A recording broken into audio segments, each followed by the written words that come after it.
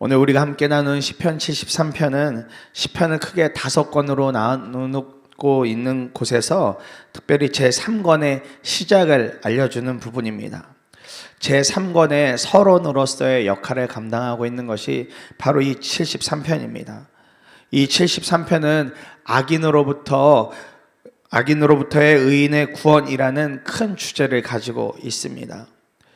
이 73편 한 편만 보아도 세 단락으로 구성이 되어져 있는데, 전통적인 믿음의 고백인 선하신 하나님에 대한 고백으로 시작해서 시험과 그로 인한 회개, 다시금 확증된 믿음이라는 크게 세 가지의 단락으로 나누어져서 고백을 하고 있습니다.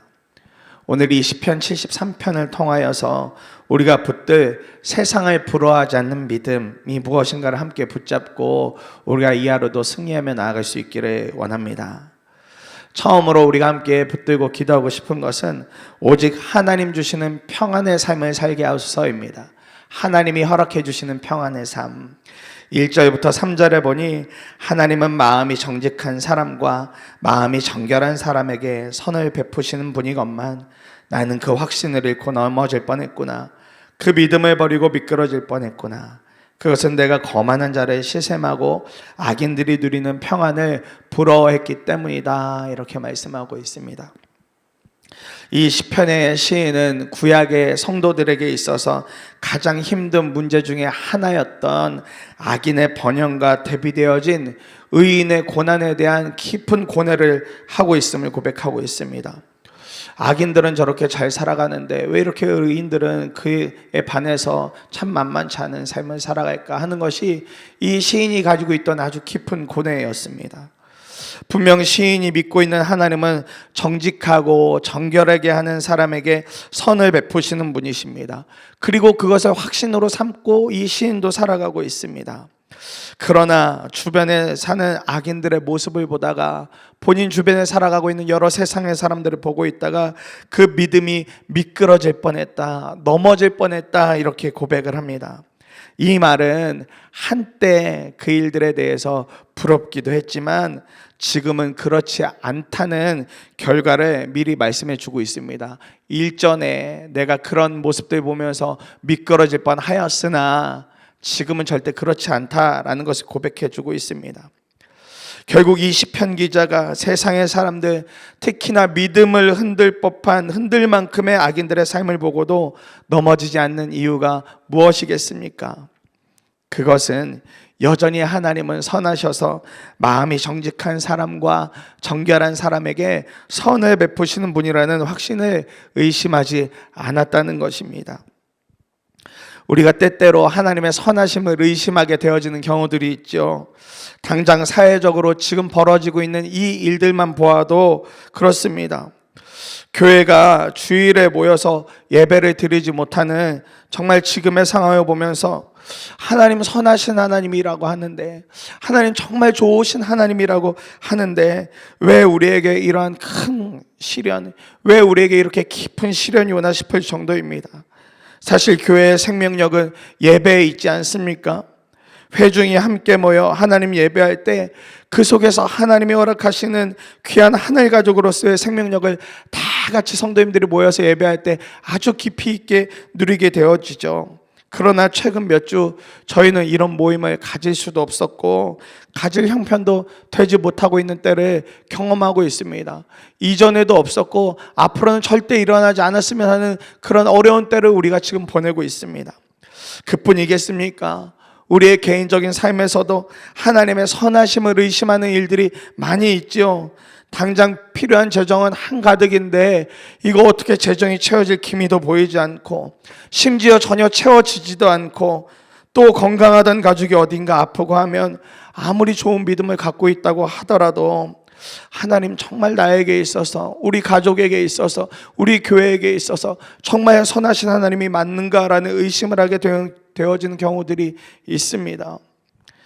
이 시편 73편을 기록한 시인도 이런 어려움들로 인하여서 그의 믿음이 미끄러질 뻔했다고 고백을 하면서 그가 가지고 있던 잘못된 생각, 하나님 앞에 죄라고 할 수 있는 것 한 가지를 고백합니다. 그것은 자신이 어느 순간 이렇게 주변을 살펴보고 있다가 거만한 자를 시샘하고 악인들이 누리는 평안을 부러워했다고 이야기합니다. 선하신 하나님이 아니라 어느 순간 나의 시선에 그런 거만한 자들의 시샘, 또 악인들의 평안, 그것이 더 좋게 보여질 정도의 그런 마음이 그의 안에 들어왔다고, 그것을 부러워했다고 말하고 있어요. 우리에게 있어서 거만한 자의 시샘, 악한 자의 평안이 부러워졌다는 것은 어느 순간 하나님의 평안, 하나님이 우리의 중심 되어진 것이 깨어졌다는 것을 의미합니다. 하나님의 선하심을 의심하고 있다는 증거가 되겠지요. 우리의 마음과 시선이 어느 순간 하나님을 잃어버리게 되면 절대로 하나님께서 주시는 평안의 삶을 우리는 누릴 수가 없습니다. 요한복음 20장에 보면 십자가에서 돌아가신 예수님께서 부활하셔서 그의 제자들을 찾아가 주시는 장면이 나옵니다. 안식 후 첫날에 제자들이 다 모여 있었지만 성경에 이들의 모습을 이렇게 기록하고 있습니다. 유대 사람들이 무서워서 문을 모두 닫았다. 유대 사람들이 무서워서 문을 모두 닫았다. 이렇게 표현할 정도로 모든 마음의 평안은 사라지고 두려움과 근심 가득한 모습으로 제자들이 있었습니다. 당시 이들의 눈에 유대인들은 자신들을 향하여 해코지도 할 수 있는 사람들이었기에 그냥 그렇게 무서움과 두려움으로 꼭꼭 숨어 있었던 것이죠. 그때 예수님이 제자들 앞에 나타나셔서 하셨던 첫 말씀이 뭐냐면 너희에게 평화가 있기를 말씀하십니다. 너희에게 평화가 있기를. 왜 두려워하니? 왜 무서워하니? 너희에게 평화가 있기를. 이렇게 인사하면서 나타나세요. 예수님은 알고 계셨던 것이죠. 함께 했고 눈에 보였던 예수님이 사라지고 나니, 저들의 마음의 중심에서 예수님은 싹 다 지워지고 나니 제자들이 악인들, 예수를 믿지 않는 사람들의 눈치만 보고 숨어서 모든 평안이 다 깨어졌다는 그 사실을 말이죠. 그러니 예수님이 이 제자들에게 첫 번째로 회복시켜주고 싶으셨던 것이 주님만 주실 수 있었던 평안이셨던 것입니다. 이러한 주님이 오늘 저와 여러분 마음에도 함께 하고 계십니다. 우리 눈에 보이지 않는다고 해서, 당장 우리의 어떤 상황이 다 뒤바뀌어지지 않는다고 해서 숨어 계시거나 우리와 상관없이 계시는 주님이 아니세요. 주님은 여전히 주님을 믿는 사람들, 또 주님을 간절히 찾으며 여전히 하나님은 선하신 하나님이라고 고백하는 사람들에게 함께 하시며 평안으로 역사해주고 계십니다. 평안으로 그 중심을 붙들고 계십니다. 최근에 한 예능 프로그램에서 탤런트 김영호 씨가 출연을 한 적이 있습니다. 본래 이분은 불교를 이렇게 믿고 계시던 분이세요. 그런데 얼마 전에 근육종이라는 암이 이렇게 생기게 되셨습니다. 그때 당시만 해도 왕성하게 활동하면서 드라마로, 영화로, 또 연기를 참 잘하는 배우로 인정도 받고 있던 그런 아주 좋은 시절을 보내고 있었습니다. 그러던 찰나에 정말 큰 어려움이 오게 된 것이죠. 이분이 암이라는 소식을 듣고 너무 마음이 어려우시더랍니다. 왜냐하면 너무 잘 나가고 있었으니까요. 특히나 근육종이라는 이 암이 전이도 잘 되는 암이라고 해서 정말 두려움이 엄청나게 몰려오더래요. 아직 나이도 젊은데. 수술을 받고서는 그 두려움과 어려움이 이제 뭐 거의 막 그게 달하더랍니다. 이분 마음에 수술을 하고 조직 검사를 했을 때 이것이 악성이 아니었으면 하는 마음이 드시더래요. 암이더라도 좀 덜한 암, 암이더라도 너무 심각하지 않은 암, 또 전이도 안 됐으면 하고, 아무튼 막 그런 여러 가지 마음이 드니까 너무 힘드시더랍니다. 그래서 그냥 집에서 어느 날 있다가 사람들 기도라는 걸 해본다는데 나도 기도라는 걸 좀 해볼까 하는 마음이 드시더래요. 그래서 막상 기도하려고, 본인이 원래 절을 다니고 불교를 믿고 있으니까 기도라는 걸 해보려고 하는데 이상하게 부처님한테 절한다는 건 말이 잘 맞는 것 같지 않더래요. 문득 이분 마음에 그런 마음이 들더랍니다. 기도는 교회에서 하는 말이고 기도는 하나님이라는 분한테 하는 말이라던데, 그럼 내가 그 하나님이라는 이름 한 번이라도 부르고 지금 이 상황을 좀 이렇게 이야기해 볼까? 마치 대화하듯이요. 그래서 기도를 하게 됐답니다. 난생 처음으로 혼자서 하나님이라는 이 이름 불러보고, 제발 이거 너무 심각하지 않았으면 좋겠고 심각한 악성 아니었으면 좋겠고, 이런 것들을 그냥 막 풀어놓듯이 그렇게 이야기하다가 잠이 드셨대요. 그리고 그날 밤에 그분의 꿈속에 예수님이 나타나셔서 십자가 하나를 툭 지어주더랍니다. 아침에 일어났는데 꿈속에서 희한한 거 봤으니까 오늘 무언가 일이 있으려나 보다. 병원 갔을 때 너무너무 좋은 소식이 있으려나 보다 하고 병원에 갔대요. 근데 웬걸요?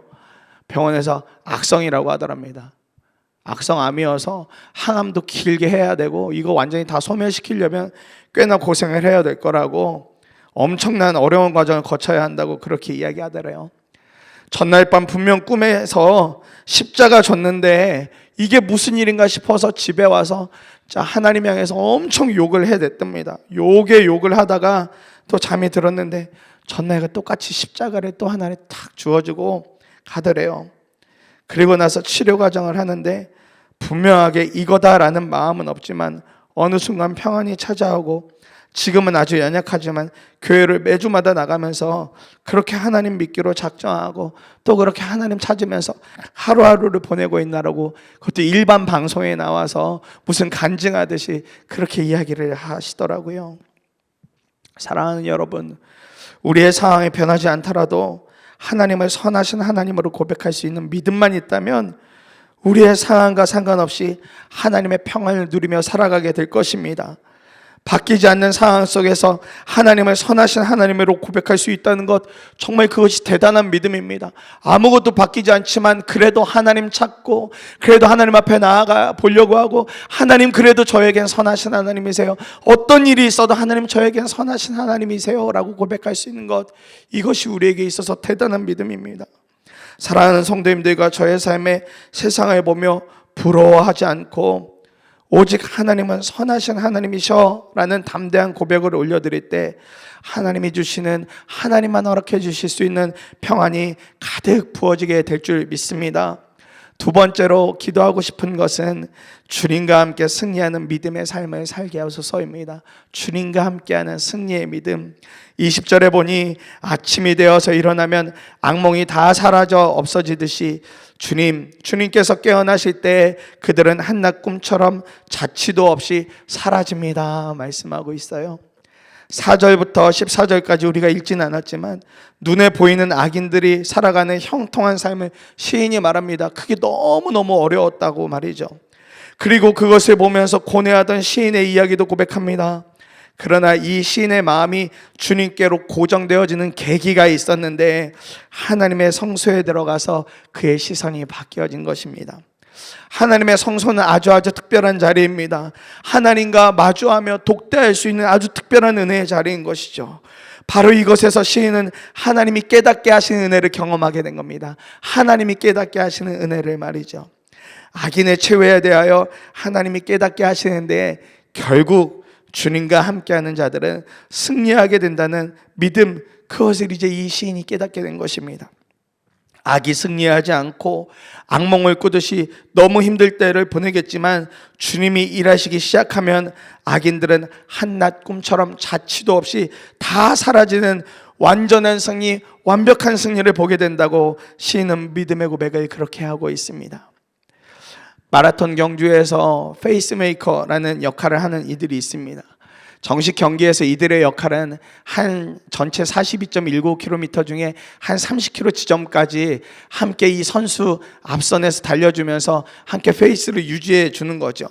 그러다 보면 이제 이러한 선수들은 한 30km쯤 되면 정말 그때까지 모든 최선을 다했기 때문에 이제 점점 뒤로 가고 이제 정식 선수가 그 모든 것을 완주할 수 있도록 이제 길을 비켜주게 됩니다. 그러나 아마추어 경기에서는 이 페이스메이커의 역할이 좀 다릅니다. 처음부터 끝까지 함께 달려주면서 그 일에 참가한 그 사람이 본인이 가지고 있던 기록 정도에서 마지막 42.19km를 잘 완주할 수 있도록 끝까지 함께 달려주는 역할을 해요.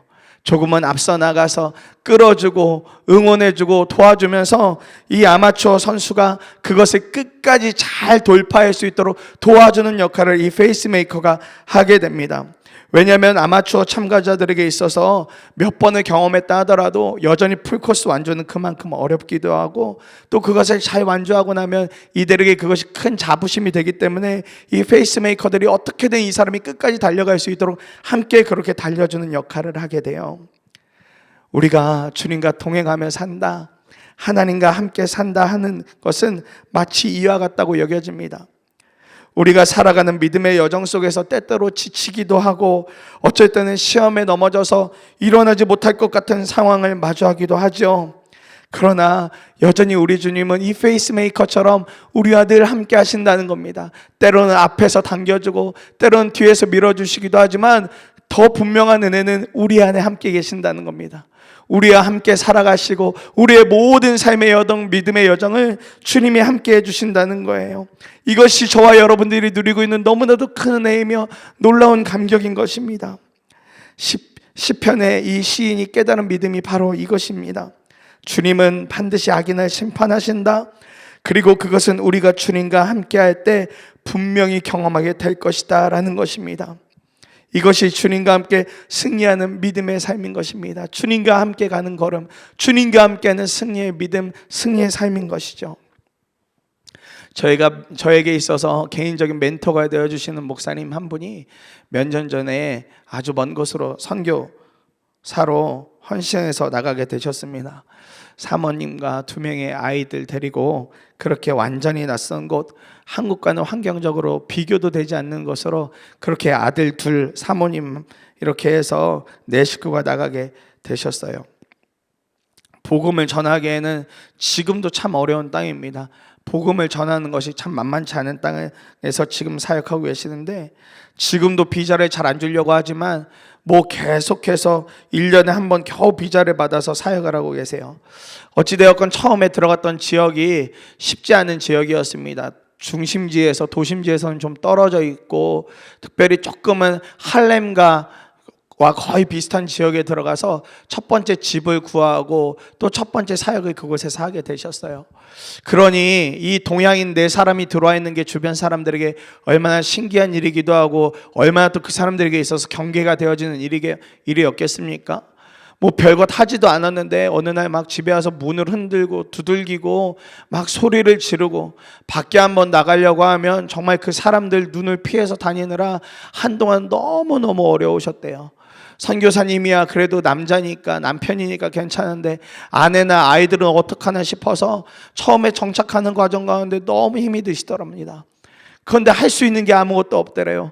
그렇다고 그런 사람들 비난할 수도 없고 선교하겠다고 들어왔는데 그렇다고 지역을 바로 어디 좀 더 안전한 곳 찾아간다고 할 수도 없고 그러니까 가정에서 날마다 가족들이 모여서 기도하고 예배드리셨답니다. 하나님 너무 힘들다고 이거 어떻게 해야 되는 거냐고 그렇게 막 하는데 사람들이 바뀌지 않더래요. 그렇게 1달, 2달, 몇 달을 그렇게 기도하고 예배하고 주변에 있는 사람들이 좀 바꿔주시던지 어떻게 해달라고 하는데 아무런 변화가 일어나지 않더랍니다. 그런데 예배하면 예배할수록 선교사님과 이 가정에 하나님이 주시는 마음은 그래도 끝까지 사랑해야 한다는 거예요. 다른 일을 하려고 온 거 아니고 선교하러 왔으니 그렇게 괴롭히고 어렵게 하는 사람들 끝까지 사랑해야 할 마음에 대해서 도전하고 그렇게 마음을 부어주시더랍니다. 그러니까 할 수 있는 게 없죠.